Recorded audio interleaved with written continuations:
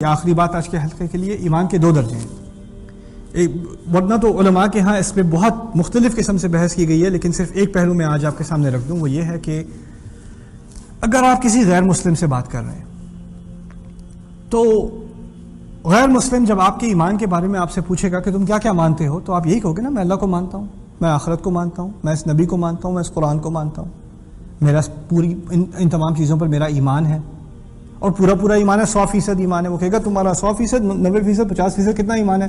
تو ہم میں سے کوئی بھی کسی سے بھی کوئی غیر مسلم پوچھ لے کتنا ایمان ہے تمہارا ان باتوں پر، تو ہم کیا کہیں گے؟ 100%، یعنی کہ 50-50، ایسی بات نہیں ہے۔ ایک تو ایمان کا عقلی درجہ ہے، عقلی طور پہ ہر مسلمان مان چکا ہے کہ یہی سچ ہے، وہ ایمان 100% ہے، اس میں کمی کی کوئی گنجائش نہیں، اس میں کمی ہو تو اس کو ریب کہا جائے گا، ذالک الکتاب لا ریب فیہ، اس کی کوئی گنجائش نہیں مسلمان کے ہاں، ہمیں شک کی کوئی گنجائش نہیں ہے۔ آپ کو عقلی طور پہ پورا یقین ہونا ہے کہ یہی سچ ہے۔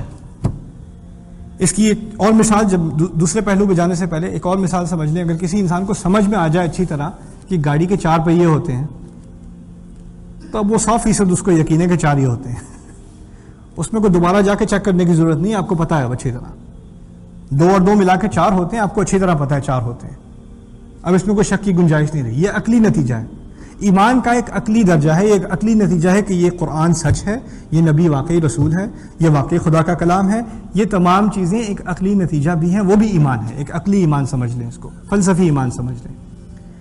دوسرا درجہ ہے ایمان کا جس کا دل سے تعلق ہے، اور یہ دل سے تعلق جس ایمان کا ہے وہ اونچا بھی ہوتا ہے، نیچا بھی ہوتا ہے، کبھی اوپر جاتا ہے، کبھی نیچے جاتا ہے، کبھی آپ خطبہ سن رہے ہو آپ کا ایمان اوپر جائے گا، کبھی آپ کسی فضول قسم کی مجلس میں بیٹھے ہو آپ کا ایمان نیچے چلا جائے گا، آپ کوئی فضول چیز ٹی وی پہ یا یوٹیوب پہ کہیں اور دیکھ رہے ہو آپ کا ایمان نیچے جائے گا، آپ کوئی فائدے کی بات سن رہے ہو آپ کا ایمان اوپر جائے گا۔ ویسے تو آپ 100% مسلمان ہر وقت ہیں، مانتے تو ہر چیز کو ہیں، اللہ کو بھی مانتے ہیں، رسول کو بھی مانتے ہیں، لیکن انسان کے دل میں کچھ آگ جلتی ہے، کبھی کبھار آنسو نکلتا ہے آنکھ سے کبھی کبھار، وہ کس قسم کا ایمان ہے؟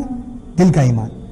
اب یہاں جو دعویٰ ہو رہا ہے نا، یہ عقلی ایمان کا بھی ہو رہا ہے اور دلی ایمان کا بھی ہو رہا ہے، لیکن ان کے خلاف جو نقد قرآن میں کی گئی ہے وہ بھی 2 طرح کی ہے۔ یعنی ایک عقلی منافق ہے جو واقعی اصل میں مانتا ہی نہیں کہ یہ سچ ہے، صرف دکھاوے کے لیے مان چکا ہے۔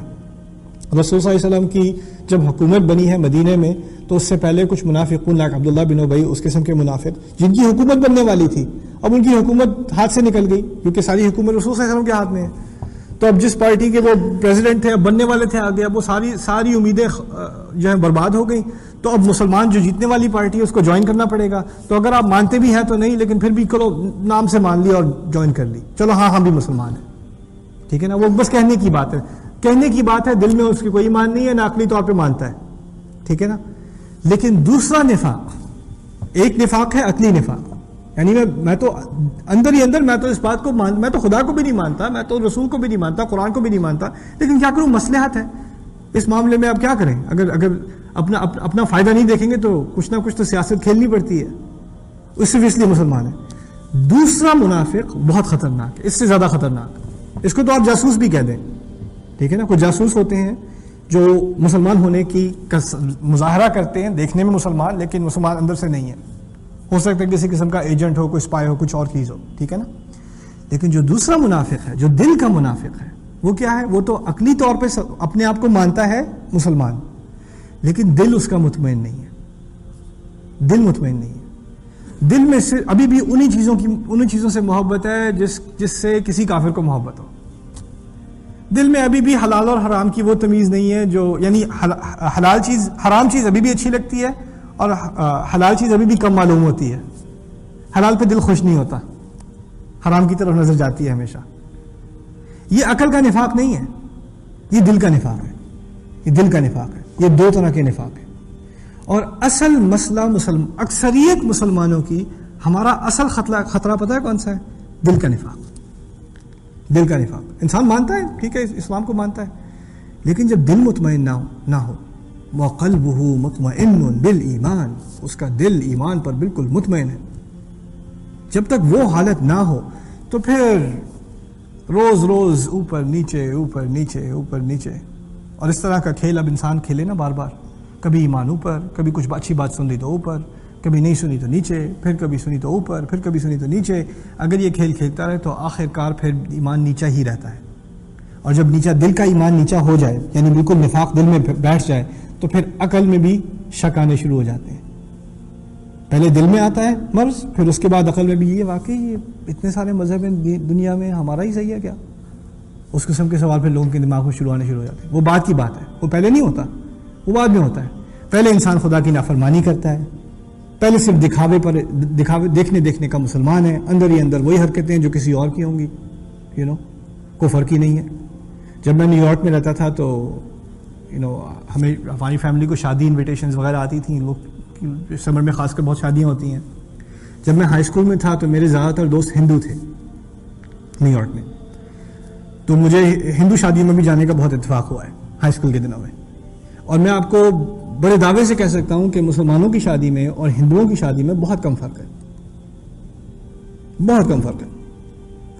وہ گانا بجانا جو وہاں، وہی گانا بجانا وہاں، ٹھیک ہے نا. وہ ایک چھوٹی سی رسم ہے ان کی، ٹھیک ہے نا.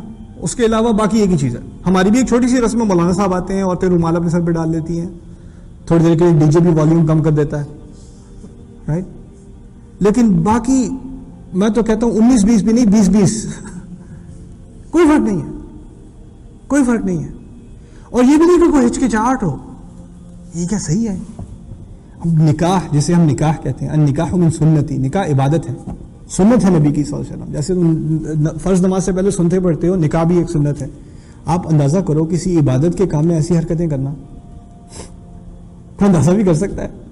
اور ایسے کھلے دل سے کرنا. اور اگر کوئی اس کے بارے میں کوئی مخالفت بھی کر دے، کوئی بیٹا کہہ دے ابو یہ ذرا کچھ زیادہ ہو گیا ہے اس دعوت میں، کیسی بات کر رہے ہو، خوشی کا دن ہے، خوشی کے دن خدا کی نافرمانی نہیں کرو گے تو اور کب کرو گے؟ یہ حالت ہو گئی ہے ہماری. یہ نفاق نہیں ہے کیا؟ یہ دل کا نفاق ہے. جب جو چیز اللہ تعالیٰ کو بری لگے وہ تمہیں اچھی لگنے لگے، اور جو اسے اچھی لگتی ہے وہ تمہیں بری لگنے لگے. جب یہ تمیز دل میں ختم ہو جائے، دل کی بات ہے یہ اصل میں، تب نفاق بیٹھ چکا ہے، تب بیٹھ چکا ہے نفاق. ان آیات میں عقلی اور قلبی، دل کے نفاق دونوں کے بارے میں بات ہو رہی ہے. تو جو عقلی منافق ہیں وہ بھی خبردار، اور جو دل کا منافق ہو یا اس کو خطرہ ہو وہ بھی خبردار. اور دل کا منافق کون ہو سکتا ہے؟ آخری سوال، دل کا منافق کون ہو سکتا ہے؟ ہم میں سے کوئی بھی ہو سکتا ہے. کب اس کا شکار ہو سکتے ہیں؟ کبھی بھی ہو سکتے ہیں. کبھی بھی آپ اس حملے سے محفوظ نہیں ہیں. اس ایمان کی ہمیشہ حفاظت کرنی ہے.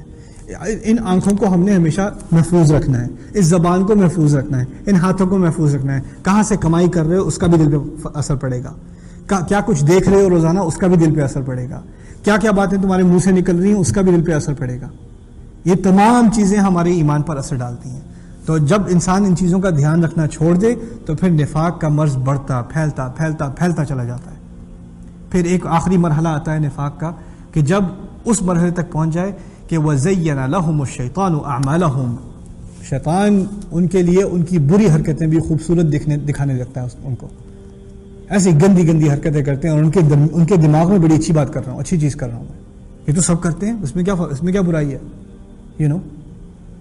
آپ کیوں پرانے زمانے والی باتیں کر رہے ہو؟